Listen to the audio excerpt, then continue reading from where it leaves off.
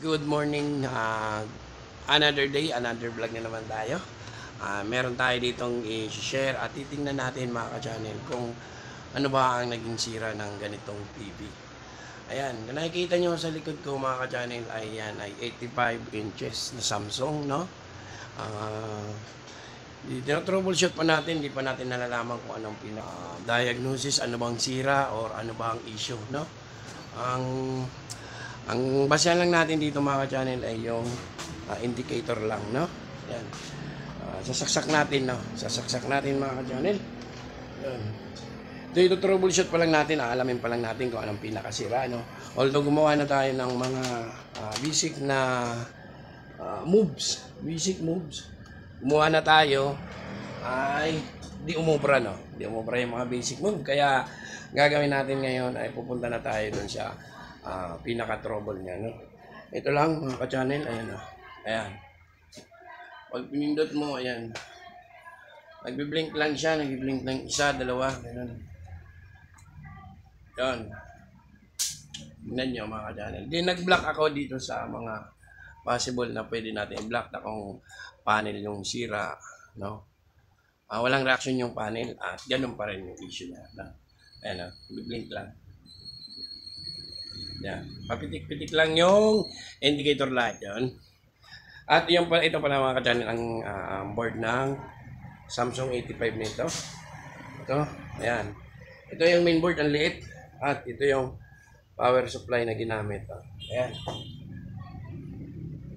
Ang model nito ay SB0. Dito ang model nito. Ang kaya model nito, tingnan natin ang model to. Nakalimutan ko na kasi. Sobrang laki kasi ng ano niya, ayan. Ito ang model niya mga ka-channel. UA85 BU 8100G. Yun ang model niya, no? At sobrang nipis din yung unit na to. Yun, natanggal na. Ang kaya ito nakalagay. Yan. So, ito lang ang sira niya mga ka-channel, no? Tapos, alam niyo naman, pag Samsung, di ba? Pag tinanggal natin to, ito yung konting idea lang, no? Para lang sa gustong matuto at malaman din ang mga ganitong sira, no? Di ba alam naman natin si Samsung, pag tinanggal natin to, ay magkakaroon siya ng backlight, no? Tinanggal natin yung main board, magkakaroon siya ng backlight, no? Kita mo? Hindi ko natatanggal ay. Yan, diba? Pag tinanggal natin yan at isaksak natin mga ka-channel, alam naman natin ang Samsung ganun, no? Sasaksak natin. Ping! Yan. At may ilaw siya, ayan. Sasara ko. Yan. Diba? Alam natin na alam natin na pag Samsung, pag ginalis natin tong mainboard, yan, umiilaw siya, no? Yan.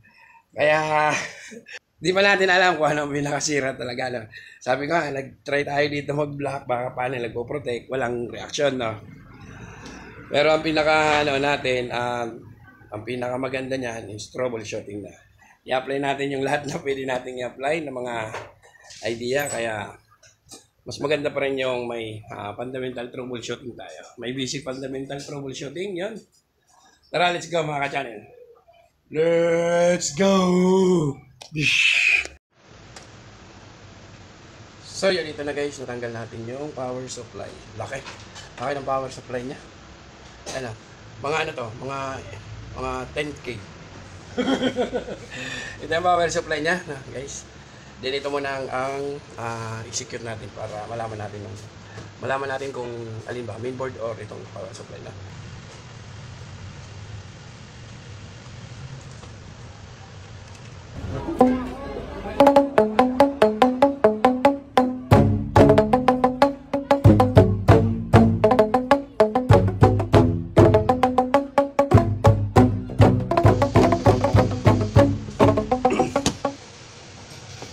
So yun guys, based sa ating pag-check natin is good naman tong power supply. Sunod natin i-check yung motherboard niya, no? Yung mainboard niya, no? Tugod naman na kompleto naman yung voltages dito sa data niya, no? Okay naman. Saka nakita naman natin na umilaw yung backlight, no? Ang power supply kasi ni Samsung ay merong ganun. Pag tinanggal mo yung connection papuntang mainboard, mag-auto on yung mga supply nito, no? Tara, punta tayo dun sa mainboard.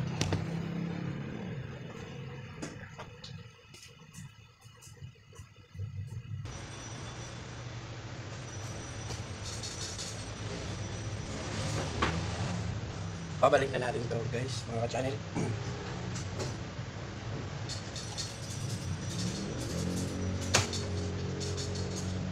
So yun, ay balik na natin yung power supply, no? Good ito, hindi na tayo dun. Tapos yung sa panel, na-check naman natin, yun nga, naglagay tayo ng tape. Walang reaction yung panel, kaya dito na tayo ngayon sa mainboard. Ita-try natin itong sukatan mga mainboard ito, no? Yung mga test point itong mainboard. Tara, let's go. Fast forward na lang natin mga ka-channel dahil mabusisi ito. Kwento ko na lang kung ano mangyari.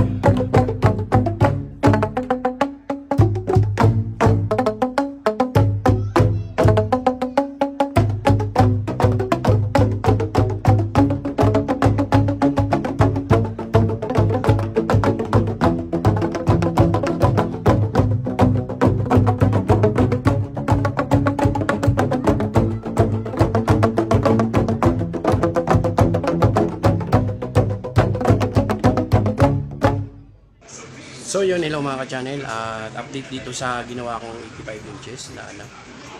Nangyari nito mga ka-channel ay nagpalit na lang tayo ng mainboard.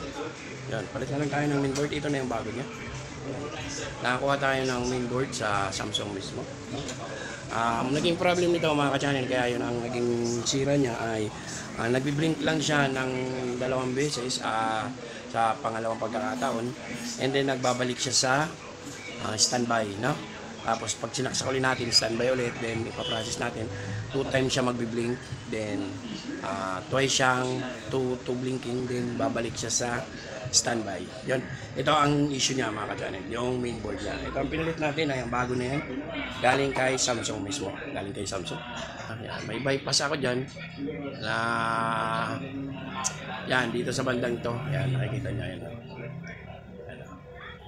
Bypass tayo sa may MOSFET niya, hindi tumatawid yung 13 volts na galing dito sa may supply, galing sa power supply na. Hanggang dito lang sa may yan, nakikita niyo yung bypass na yan. Tapos ganun pa rin, hindi pa rin nagbago yung issue. Kasi siya ang nag-distribute para magkaroon ng mga voltahe, yung mga voltages. Yung ibang voltages, okay pa rin sila. Kaya yun, tara sabay-sabay natin na tignan kung okay na ba, kung tama yung diagnose natin na isang mainboard.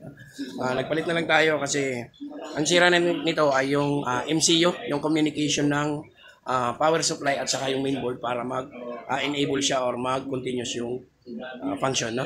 Tara, ito na yung 85 inches na Samsung. Try na natin to kung okay ba yung image niya. Let's go! Ayan mga ka-channel, isaksak na natin yung unit, no? Ayan. Try na natin isaksak. At titingnan natin kung tutuloy na ba yung ilaw niya. Yung una, kung nakita nyo sa unang video, hindi tumuloy yung ilaw. Ayan. Ayan. Ayan, tumuloy na yung ilaw mga ka-channel kung nakikita nyo. Yun. Ibig sabihin niyan, okay na yung communication ng power supply sa mainboard. Yung naging unang sira nito ay yun, yung MCU niya, yung problem system yata. Although magagawa natin to kung meron tayo nito pang program or pamalit dito sa MCU niya. Kaya lang, mas madali, palit na lang tayo kung meron na available. No? Tingnan natin yung image. Mamaya mga ka-channel, itatakpan lang natin to at ibabaliktad natin. Yun.